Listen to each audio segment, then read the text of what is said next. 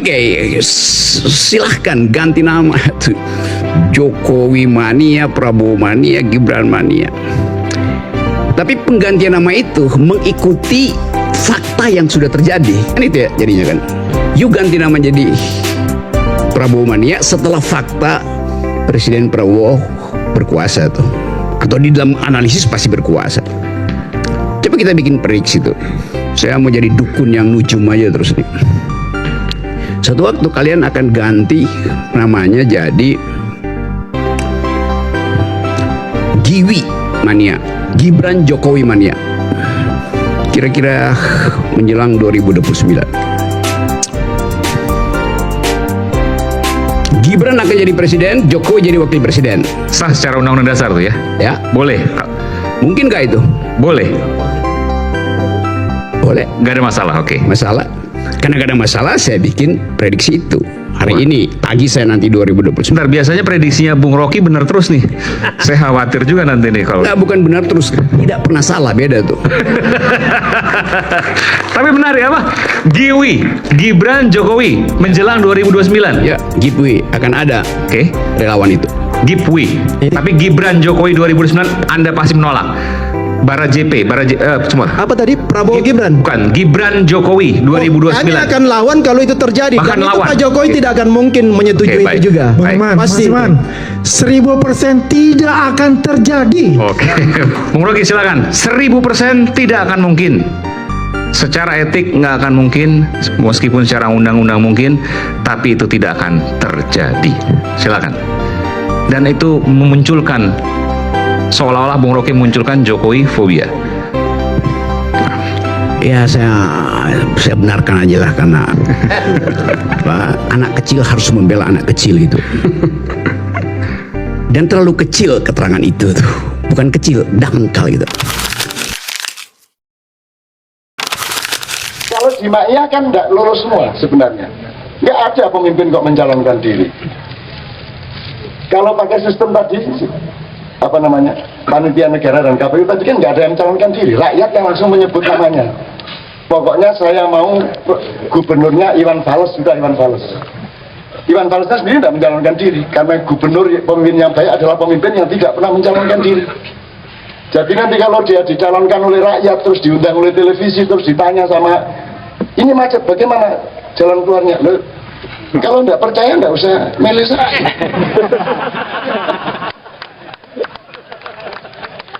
Loh, kok saya dites-tes? Loh, saya kan nggak mencalonkan diri, nggak. Ya tapi kan harus ada strategi. Loh, strategi kok disuruh ngomong sekarang. Perangnya besok, maksud saya tunjukin sekarang strateginya. Wong mau tinju ngomong nanti kamu saya uppercut, terus baru kamu saya ya apa sekali ini? Mentah semua yang di televisi. Kalau dengan pemimpin sejati mentah itu semua acara-acara televisi. Kok gelem kon dites-tes kayak ngono? Anak saya umur 6 tahun aja dites psikologi tidak mau kok. Tidak mau anak saya umur 7 tahun itu. Sehingga IQ-nya di bawah 140.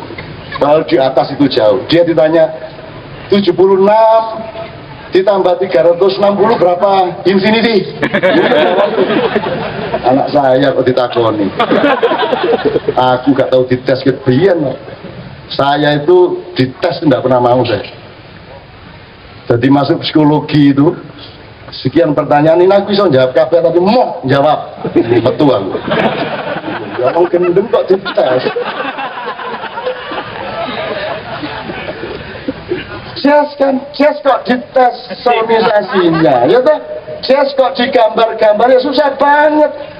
Setelah digambar besoknya mainnya nggak gitu kok, ya kan ya? Bener. Lah ini dunia ini harus kenal jazz, Indonesia harus kenal jazz untuk melakukan perubahan-perubahan di jazz. Gitu. Kalau yang ada sekarang kan malah orang dangdut campur sari, pengen tak loro kuwi. Nah, itu contoh lagu-lagu para bupati. Itu lagu kemana-mana Kiai Kanjeng mesti dimulai lagu itu. Dan kita tidak pernah bisa. Terus pokoknya jarang-jarang iso-iso bapak bupati bisa nyanyi. Bisa nyanyi ikut kok. Oke teman-teman sekalian, ini saya tambahkan supaya orang Maia tidak ikut euforia, tidak ikut klenik. pilihlah siapapun pada putaran kedua dengan pengetahuan, kesadaran, dan keadilan. Kalau itu menghasilkan Jokowi, Jokowi kita junjung. Kalau itu menghasilkan Voke kita junjung. Asalkan torikot Anda benar, yang begitu. Jadi saya jangan dicari pro siapa, anti siapa. Saya kok pro sama anti. Tidak ada pro, tidak ada anti. Dimakan wasaton. 7 itu bisa naik ke 9, bisa turun ke 5, kan begitu. Namanya juga 7. Nah itu Romaiyah. Gitu loh, Anda punya pilihan sendiri dengan pertimbangan sendiri. Makanya jangan ada pemilu bebas dan rahasia. Ini fatwanya Kiai Tohar Toto Raharjo alias Gusdok, kepanjangannya dobol. Pemilu itu, pilgub itu bebas dan tidak rahasia. Nah rahasia, ya ini yang bikin bentrok. Orang tidak terbiasa jantan satu sama lain. Kan mestinya datang, oke lah, ngalah datang ke TPS, Pak saya Jokowi Pak. Kamu yang oke, saya juga, biro, Jiro lupa oke, 15 Jokowi, gitu dong, terang-terangan, kita terbiasa berbeda gitu loh. Kalau diem-diem dirahasiakan, kita malah dendam satu sama lain, betul enggak? Betul enggak? Jadi bebas dan tidak rahasia. Wong bebas kok rahasia, ini gak bebas semuanya. Bebas kok rahasia ini. Mas, cuma masukin otakmu. Bebas kok rahasia ya. Bebas itu ya bebas, tidak rahasia. Kalau rahasia itu namanya nggak bebas, ini genjen bayar. Betul nggak? Jadi coba lihat, pikiran paling dasar dari demokrasi kita itu tidak bisa masuk akal. Bebas kok rahasia. Kalau rahasia itu tidak bebas. Iya lagi, itu kan stres kita jadinya. Atau kita makin pada rahasia ini. Gitu. Kita kan jegat, ya kan? Terserah mau stres apa mau ketawa kan itu. Untuk mendapatkan pemimpin yang baik itu kan proses kesekian dari kebenaran. Sebelum mendapat pemimpin yang baik, apa dia raja apa presiden terserah, itu kan ada memilih yang benar dulu.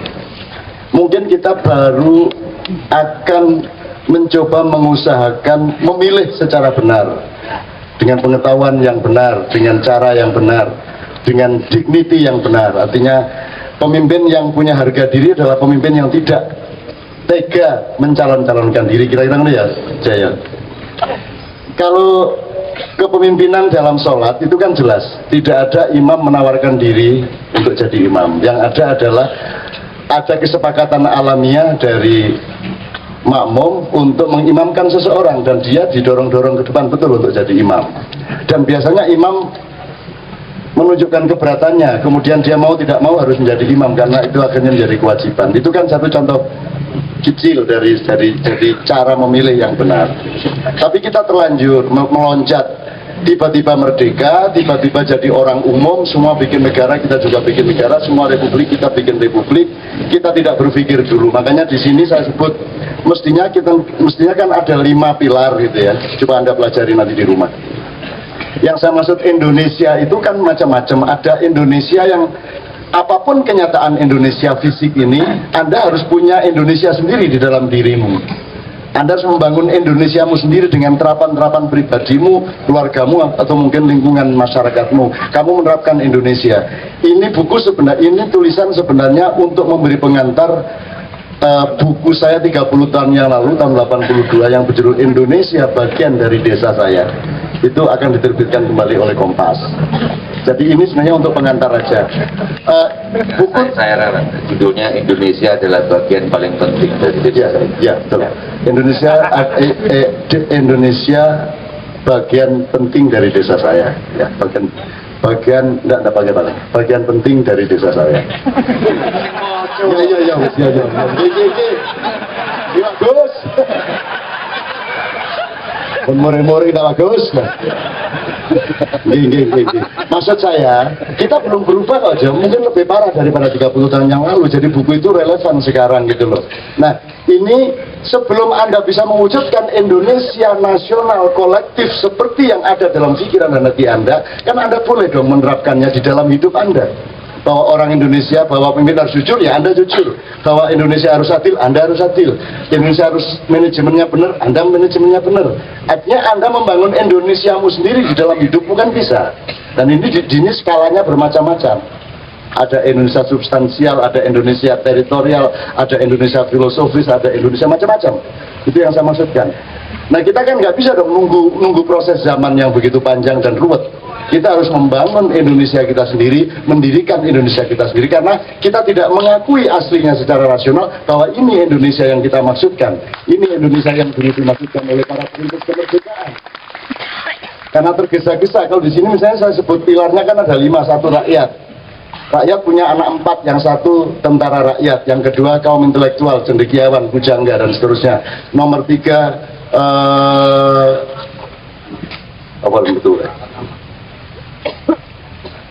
1 rakyat, 2 tentara rakyat, 3, nomor 3 para cendekiawan, pujangga, pokoknya wong sing mikir-mikir gitu ya.